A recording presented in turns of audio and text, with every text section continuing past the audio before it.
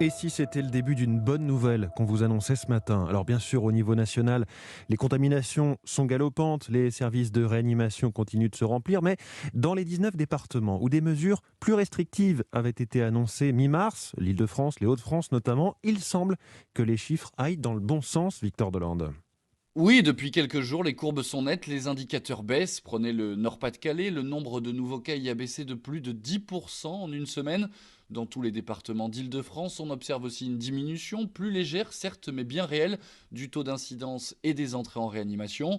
Autant de signaux encourageants pour Mircea Sophonéa, maître de conférence en épidémiologie à l'Université de Montpellier. Quand je compare au niveau national, on est plus élevé que sur les 19 départements. Donc ça veut dire qu'on a quelque chose qui descend au niveau de la circulation qui est de moins en moins active. Mais pour le moment, elle n'est pas de nature à vider les services hospitaliers. Ce qui veut dire qu'au niveau national, le nombre de patients en réanimation va encore augmenter pendant un certain temps.